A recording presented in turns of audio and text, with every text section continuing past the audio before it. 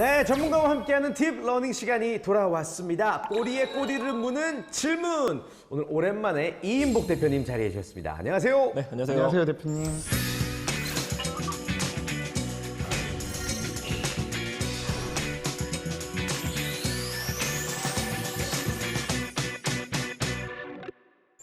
새로운 거를 맞습니다. 알기 쉽게 설명해 주셔서 저희가 오늘도 되게 기대하고 있거든요. 아까 퀴즈로 접하긴 했지만 리셀 테크에 대해서 오늘 강의해 주신다고요? 네, 맞습니다. 오늘 네. 리셀 이야기를 좀 드릴 건데 이미 맞추셨지만은 리셀이라는 말이 네. 뭔가를 다시 판다는 이야기거든요. 그렇죠. 근데 요즘에는 리셀한다라고 생각하게 되면은 어떤 게 먼저 생각나세요? 저는 스니커즈, 신발. 스니커즈. 예. 저는 캠핑용품 같은 것도. 아, 캠핑용품. 네. 좀 트렌드 따라가셔서. 명품백도 뭐 리셀의 대표적인 그렇죠. 그런 분류겠죠. 심지어는 네. 그 BTS 맥도날드 네. 그 포장지까지도 명품인데 아닌데도 불구하고 리셀 시장에서 거래가 됐었어요. 아, 괜히 버렸다. 리셀이 사실상 한 세 가지 정도로 보셔야 돼요. 네. 자, 한 가지는 한정판입니다. 한정판. 구하기 어려운 거를 사고 난 다음에 비싼 값에 파는 거. 여기 포인트는 비싼 값이죠. 이게 한 가지가 있고, 두 번째는 본사에서 제품을 받은 다음에 재판매를 그냥 하는 거예요. 이것도 역시 리셀이라고 들어갈 수 있고요. 자, 마지막이 이제 우리가 일반적인 중고 거래. 이렇게 세 가지 정도를 리셀이다. 이렇게 예. 볼 수 있을 것 같습니다. 근데 이걸 왜 요즘에 주목받기 시작했느냐? 결국에는 이게 테크의 수단으로 되어져 가고 있어요. 그 중에 하나가 슈테크라는 말 혹시 들어보셨나요? 아. 신발, 슈즈. 그렇죠. 제가 지금 신발 하나 갖고 왔는데 봐도 좀 낡아 보이거든요. 예. 게다가 사인까지 돼 있고 아, 이거. 아시는 조단? 것 같아요. 그렇죠. 조단. 그 누가 그냥 누구가 아니기 때문에 가치가 부여가 됐습니다. 네. 얘가 얼마에 낙찰이 됐냐면 경매에 나왔었는데 네. 2020년도 5월 달에 56만 달러에 낙찰이 됐어요. 그러면 얼마? 얼마지? 대략 하나로 하게 되면은 6억 9천? 거의 한 7억 정도에 아, 그럼 뭔가 입이 안 다물어진다. 신발 하나예요. 게다가 새 것도 아니고 친필 사인이 신발 있다는 사이즈 유로. 거죠. 신발이 하나 더 있습니다. 제 신발을 갖고 왔는데 네. 특징이 오른쪽 밑에 보면 비둘기가 있어요. 비둘기? 일단 이름이 길어요. 네. 나이키 덩크 SB 로우 스테이플 NYC 피존 이런 이름을 갖고 있는 신발인데 이게 얼마냐? 한때 7천만 원까지 갔었어요. 신발 하나예요. 구매하셨던 분들을 경찰이 에스코트할 정도까지 그 정도로 몰려서 인기가 있던 신발이었습니다. 와. 왜 인기가 있었느냐? 한정이에요. 아, 그 피존이 몇 마리밖에 없군요. 그렇죠. 150쪽밖에 없어요. 아. 그렇다 보니까 사람들이 한정판이니까 일단 사놓고 보자. 내가 신을지 안 신을지 모르겠지만 근데 이 금액이 얼마였냐면 약 200달러 정도였었거든요. 처음에 나올 판매가가. 때한 4만 원. 그렇죠. 20만 원 조금 넘는 금액이잖아요. 그런데 7천만 원까지 올라갔었고 요즘에도 리셀 시장에 이거 얼마에 팔리냐면 제가 확인해 보니까 5,900만 원 정도. 300배네요. 그렇죠. 와. 그러니까 재테크 수단이 되는 거죠. 와. 그래서 이 리셀 시장을 주목을 할 때 일단은 스니커즈 시장 그리고 신발 시장이 먼저 주목이 돼요. 2019년 기준으로 이 시장이 20억 달러 정도였었습니다. 2조 4천억.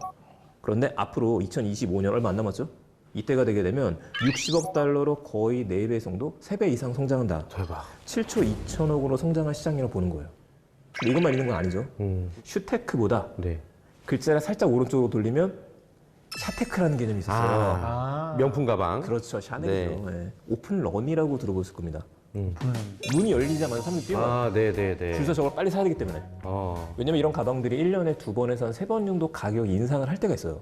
그 정보가 미리 나와요. 아. 딱 듣고 나면은 지금 사게 되면 내일 모레면 가격이 올라가는 겁니다. 네. 가격이 적어도 한 100만 원 정도는 올라가요. 그러면 내가 아침에 잠깐 줄 서가지고 저거 사고 난 다음에 내일 모레 팔아도 100만 원 올라가는 거예요. 네. 물론 가봐야지 알겠지만 지금까지 데이터를 봤었을 때 수익을 보신 분들이 많다 보니까 새로운 직업도 생겼습니다. 어떤 직업이냐?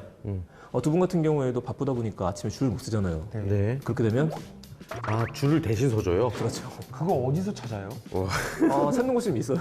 네. 그러니까 새로운 시장까지 좀 열리게 됐습니다. 우리가 과거부터 중고거래는 있었어요.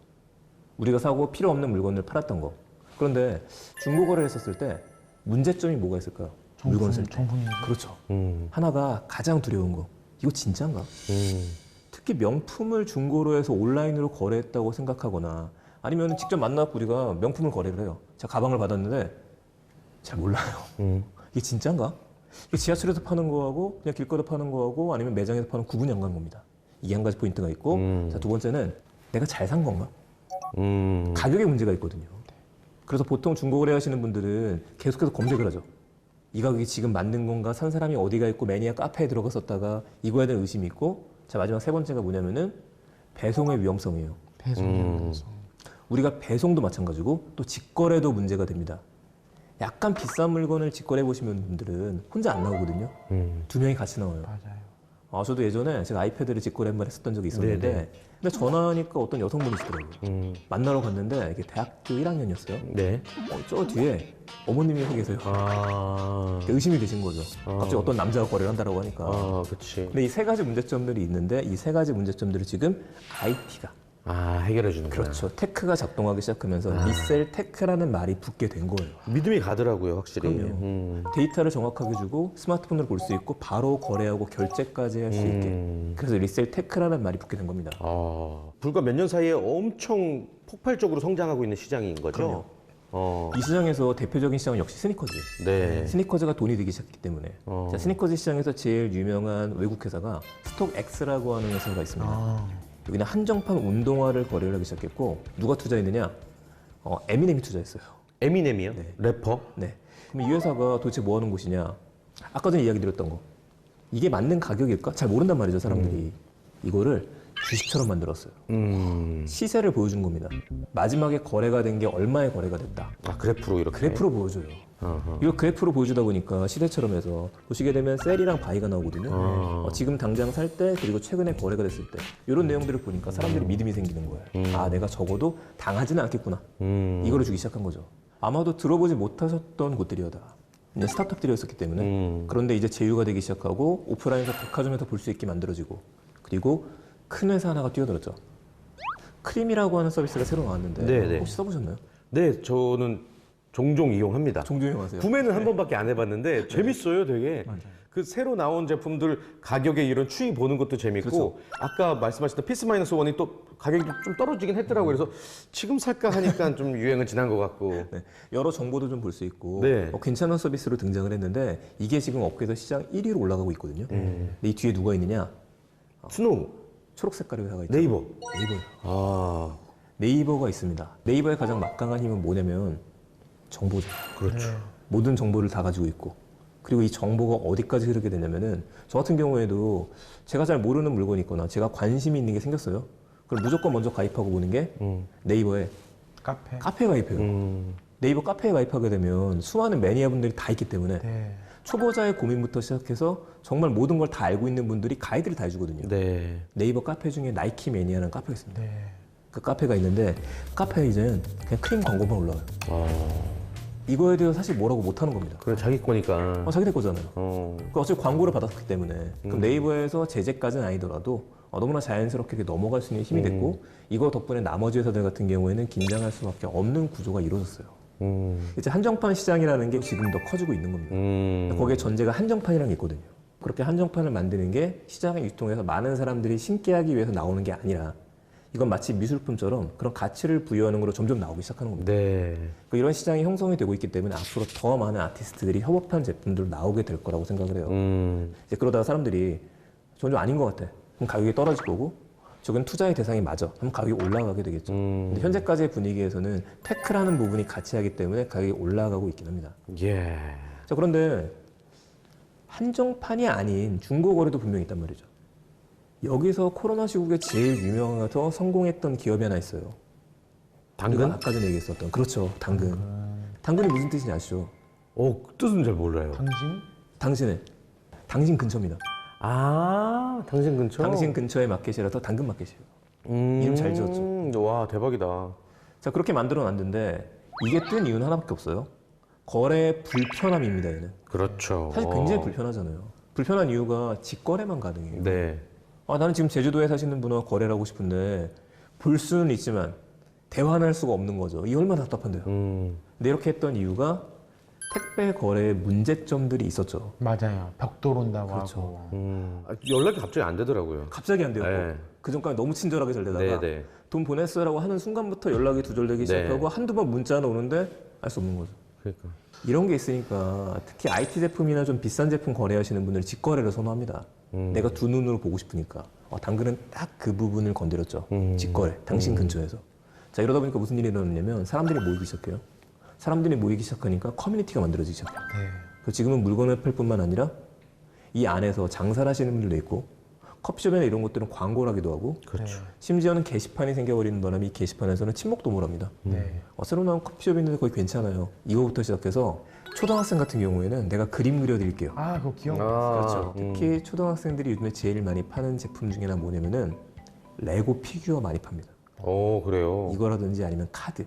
정말 중고 거래라고 하는 것들, 나한테 필요 없는 것들을 거래하는 시장을 굉장히 활성화를 시켜놨어요. 근데 이 회사가 재밌는 게 제일 처음부터 이걸 생각했던 거 아닙니다.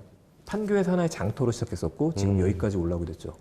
최근에는 페이스북을 앞지를 정도로 우리나라에서 접속량이 올라가 있어요. 대단하다. 이렇게 열풍이 불기 시작한 거는 리셀이라고 하는 거예요. 두 가지 재미를 주거든요. 하나는 나한테 필요 없는 물건을 팔았어요. 돈이 되는 거죠. 두 번째는요.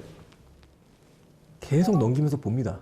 재밌어요. 와, 건질 거 있나? 그렇죠. 마치 네. 보물 사냥하듯이 네. 이 가격이 말이 안 되는데 그럼 자연스럽게 거래를 하게 되는 뭔가를 좀 발견하는 재미. 이 두 가지를 주다 보니까 리셀 시장을 주도를 하고 있죠.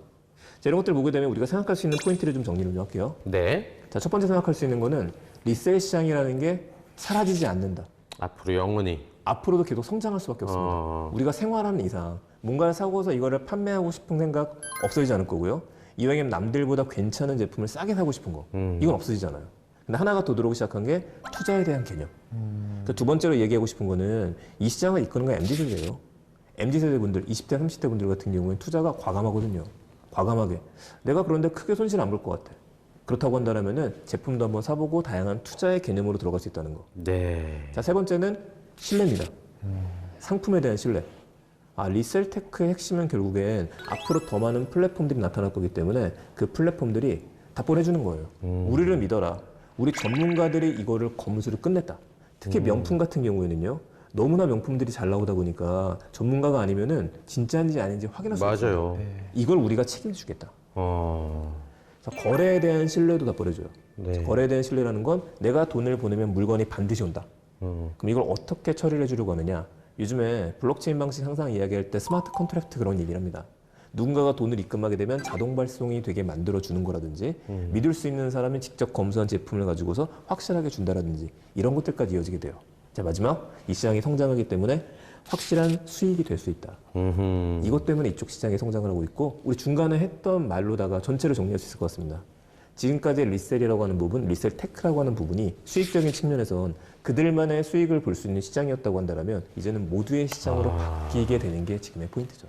그러니까 일상에서 그냥 우리가 익숙하게 뛰어들었던 시장인 네. 건데 뛰어들었다기보다는 그냥 이용하고 있는 그런 시장인 건데 이거를 좀 다른 관점으로 바라보니 어마어마한 시장이군요. 네네. 예, 이게 지금은 뭐 신발이 위주겠지만 뭐 명품백이 위주겠지만 뭐 분야가 무궁무진하네요. 그럼요. 이미 예전에는 레고가 메테크라 그래서 했던 분야도 있었고 예. 앞으로는 이제 NFT부터 시작해서 관련된 한정판은 더 많이 나올 거기 때문에 투자의 개념하고 내가 있는 것들을 나누는 개념 그리고 우리 집을 깨끗하게 하는 개념 이렇게 양분돼가지고 계속 성장해요. 좋습니다.